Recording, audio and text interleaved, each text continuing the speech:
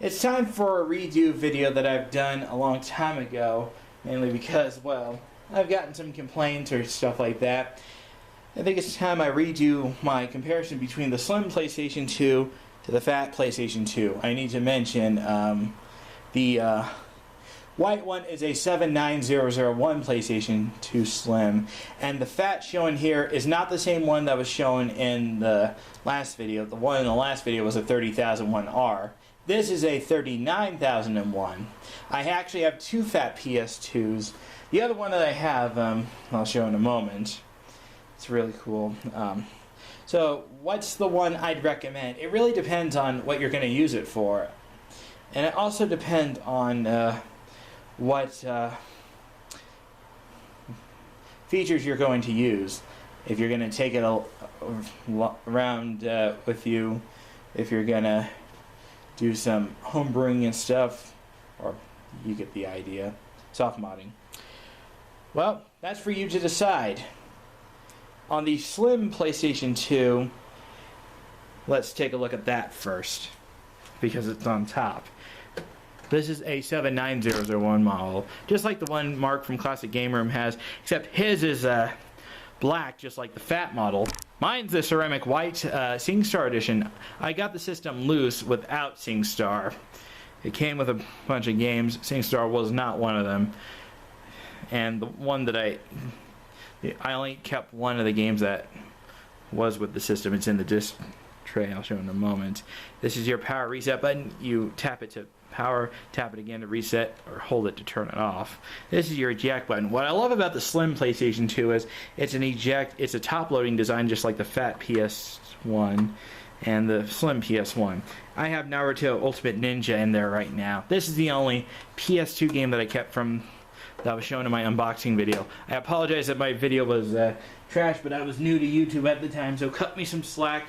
And also, most of the games that were with that collection were trash, in my opinion.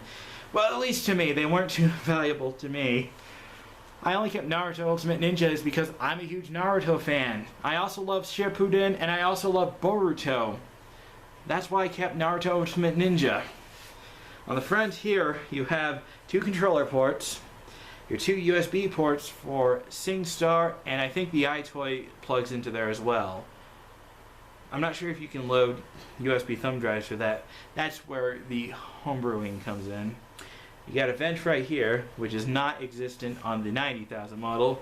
Something that all Slim PlayStation 2s, including the 90,000 models and the other 70,000s, have an infrared receiver. That's used for the PS2 wireless remote. If you wanted to watch a DVD movie with the remote, or do some functions with the games with the remote, you can do it on this system, which is very nice. All Slim PlayStation 2s. Doesn't matter if it's the 70,012, the 75, 77, 79, or the 90,000. They will all work with the remote, which is a plus in my opinion. On the side here, you have a little 3 holes right there. That's for a stand, so you can stand it vertically. Without the stand, I wouldn't recommend it unless you have it in a, well, at least a small enough space where this is held still just fine. But you would need it to open the tray. I don't know why you would hold it vertically if you don't have the stand, because it could topple over and fall over, which is not a good sign. On the back here, you have your DC volt adapter. It's an 8.5 volt power adapter. It's not the same as a PS1. The PS1 uses a 7.5 volt. If you try to power it with the wrong AC adapter, you're probably going to destroy either your AC adapter or your board on the PS2. This is your AV multi-out. This is the same connection as the PS1, and even all PS3s have this. This works with composite, component, the RF adapter, which nobody uses these days unless you have a really old school CRT television, which if you do, that's pretty awesome. But they will all work with this. Even the VGA adapter will work with this. This is your digital optical out. That's for sound. If you have a surround sound system, you can plug that into here and it will basically make your sound surround sound. This is your network adapter for LAN-based games, but unlike the Fat PS2, the Slim had it built in, which is very nice. And only the 70,012s had a phone jack connector on the back. All the other later models, not many people use dial-up, so they decided, let's drop dial-up and just use the network. On the bottom here, this is a SCPH 79001. This model was made, I'm going to have to go off camera, so please excuse me. This was made on the 7th, 2007, on the 3rd quarter of the year 2007. It has a date code. Every PlayStation system, even the PS1 Slims, each of them will have a date code. It will tell you what part of the year it was made. If it says 7A, it was at the beginning of the month. And since it said 7C, it's probably July, August, or September is when this was made. And this is a SCPH 79001. There's also a hole right there. That's for if you wanted to set this on a horizontal stand or vertical stand. Now let's take a look at the Fat PlayStation 2. This is a 39001. This model does not work, but I do have another Fat PS2 that does work. In fact, I'll go ahead and show it right now. This is a 50,001, if anyone's curious. The obvious differences between these two is the 39,001 and all other 30,000 models, they have the iLink port on the bottom, as you can tell. The 50,000 models, they remove that. All you have is your USB ports for iToy, mainly because Sony decided most people aren't going to use LAN parties through iLink, so they decided to focus more with the network adapter and less with the iLink connection. Another difference is the 50,000, there's an infrared receiver. The older models before the 50,000, you would actually have to plug in an adapter in one of the two controller ports to use the PS2 remote. Mine didn't come with the adapter that plugs into the controller ports. So it's not a big deal to me because I use the 50,000 or the 79001 to watch DVDs. I also made a video on how to disable the parental controls. If you want to check that out, I'll have the link in the description if you're interested. Let's move the 50,000 out of the way. Everything else is pretty much the same. Knowing the 39,000, as mentioned, you got your same controller ports, same memory card, doors. These ones flip up while the PS2 Slim flips downwards. You got your power reset and eject button. On this model, you would have to have the system plugged in, and this has a tray that slides out. And then some people actually like the Fat model, others prefer the Slim. You got nice venting on the front and underneath right here, although I need to mention some 30,000 models will have 10 screws holding the case. This one just has 8. Now let me show you these sides here.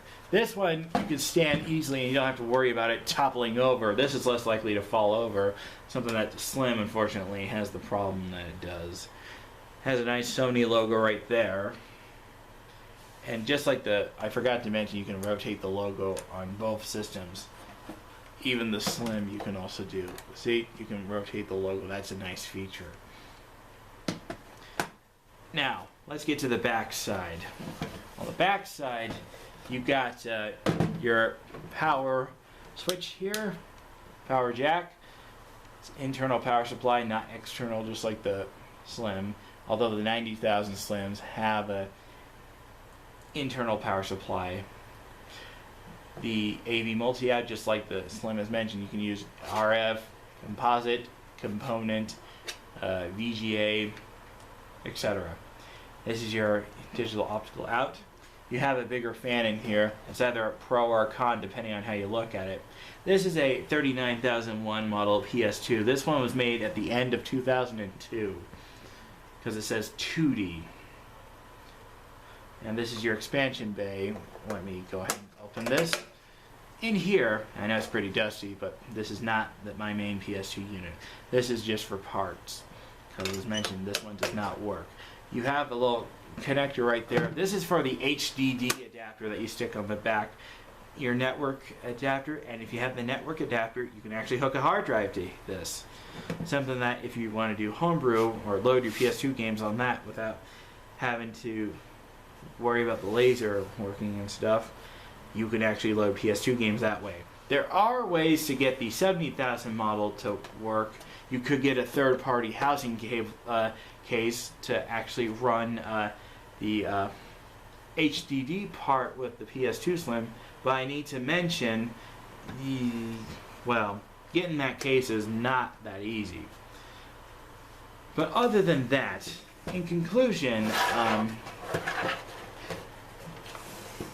both PlayStation 2s will work with PS1 and PS2 games, although I need to mention some PS1 games will not work with a Fat model and some won't work with a Slim, at least in some areas of the world.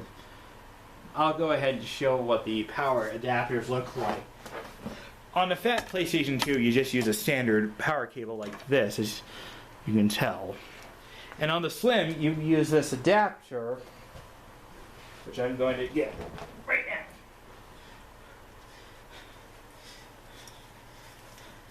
You use this adapter on the PS2 Slim. It's an 8.5 volts AC adapter. It says Sony PlayStation 2. It's SCPH70100, made in China. And what you do is you plug your cable in here. I'll go ahead and demonstrate. You plug this in like this, and this part goes in the back of your Slim PS2. And from what I was told in some videos, or what I've heard, some people say you can actually use the UK or Australian plug with this adapter. I think that's BS, because if you try doing that, it will fry your AC adapter or worse, your console. So my advice is don't. It is not region free. I don't think it is. If you have proof, I want to see proof as a video response. So other than that, that's my comparison between the two model PlayStation 2 Fat versus Slim. I apologize if the last video was crap, and if this one's crap as well, I'll keep redoing it until it's actually good for once. So other than that, thanks for watching. This is RikaRock2001 saying, in your opinion, between the Fat and the Slim PS2, which one is, in your opinion, the best model? I need to mention, once again, if you're after a Fat PS2, I'd recommend getting a 39,001 or a 50,001 PS2 Fat, because those are the ones that are less likely to break down. And as for Slim PS2s, I'd recommend the 79001, because those ones are less likely to break down. Or the 77001s, those are pretty good as well. Although you'd probably be after a black one. The white one's really for collectors, and that's why I got the 79001 ceramic white, because I saw it for a good deal back then, and that's why I have it in my collection. So, till then, see you in the next video.